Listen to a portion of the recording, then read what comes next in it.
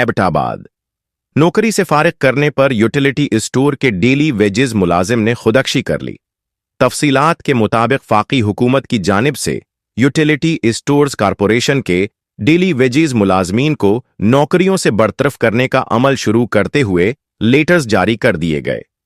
जारी किए गए लेटर्स में लिखा था कि आपको मुलाजमत से फौरी बरतरफ किया जाता है। नौकरी से फारिग करने पर यूटिलिटी स्टोर के डेली वेजेस मुलाजिम ने खुदकशी कर ली।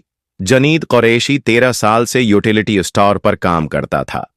मजीद पढ़ें।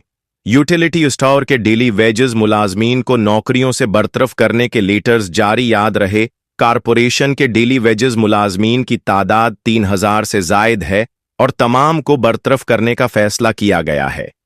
बाद है इज़ा यूटिलिटी स्टोर्स मुलाजमीन की तमाम यूनियंस ने मुल्क भर में एहतिजाज का ऐलान किया है। वर्कर्स अलायंस का कहना था कि मुल्क भर में प्रेस क्लबों के सामने एहतजाजी मुजाहरे किए जाएंगे। अगर यूटिलिटी स्टोर्स की बंदिश का फैसला वापस न लिया तो आइंदा का लायहा अमल देंगे। वर्कर्स अलायंस का कहना था कि इस्लाम आबाद में मुतालिबात की मंजूरी तक धरना देने का भी ऐलान किया जाएगा।